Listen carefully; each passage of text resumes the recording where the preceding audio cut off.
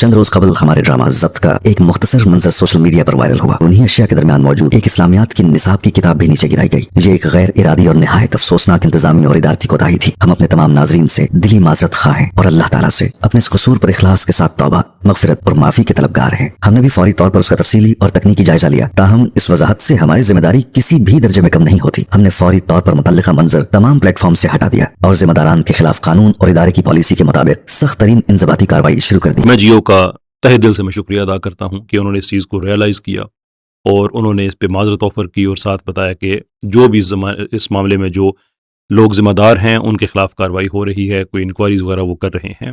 جو خاکوں والا واقعہ ہوا تھا اس میں جیو نے ان لوگوں کو ملازمت سے فارغ کر دیا اور پیمرا نے جو فائنل اپنی رولنگ دی ہے، حتمی فیصلہ دیا ہے، اس میں انہوں نے یہ بھی بات کہہ دی کہ جو وہ لوگ ہیں ان کو کہیں اور جاب بھی نہیں ملے گی، جو میں سمجھتا ہوں کہ بڑی زبردست چیز ہے. پاکستان کے بینکنگ سیکٹر میں ایسا پایا جاتا ہے کہ اب ایک بینک سے اگر بندے کو نکالا جائے تو دوسرے بینک میں عام طور پہ جگہ نہیں ملتی.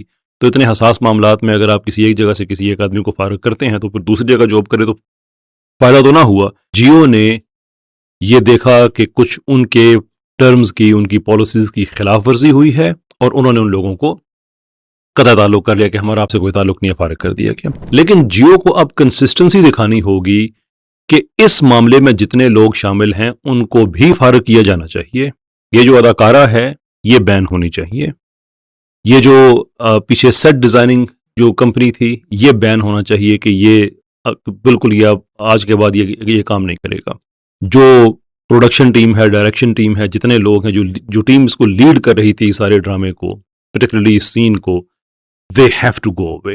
کیونکہ جیو اگر یہ کہہ رہا ہے نا کہ ہماری پالیسی کے خلاف ہوا ہے، اور مجھے بات ماننے میں بالکل کوئی تعارض نہیں ہے، ٹھیک ہے بالکل ان کی پالیسی کے خلاف ہوا ہوگا، ہم ایسا الزام لگا سکتے کہ جیو جان بوجھ کے ایسا کام کر رہا ہے، ٹھیک ہے پالیسی کے خلاف ہوا ہوگا. لیکن پالیسی کے خلاف ہونے کا مطلب یہ ہے کہ جیو اس معاملے میں مجرم نہیں ہے، جیو اس معاملے میں وکٹم ہے کہ ان کے خلاف زیادتی ہوئی ہے، ان کا برانڈ ہرٹ ہوا ہے، ان کے خلاف پاکستان میں کمپینز ہوئی ہیں، so on and so forth. لیکن جیو نے پھر یہ کر کے دکھانا بھی ہے اور اس کا ایک ہی طریقہ ہے کہ یہ جن لوگوں نے ہماری پالیسی کو وائلیٹ کیا اس لیول پہ کہ انہوں نے وہ کام کیا جس کی کسی بھی قانونی، اخلاقی کسی حوالے سے کوئی جسٹیفیکیشن نہیں ہے، تو وہ لوگ ہمارے ساتھ کام نہیں کریں گے. یہ میں آپ کو آن کیمرہ بتا رہا ہوں کہ ان لوگوں کے خلاف قانونی کارروائی ہم جاری رکھیں گے. ہم اپنی طور یہ جو ایکٹرز بیچ میں تھے، وہ بھی جو سیٹ ڈیزائنر تھے، یہ وہ وغیرہ وغیرہ، ہماری طرف سے تو اس معاملے میں کوئی اتنی سی بھی لچک نہیں ہے.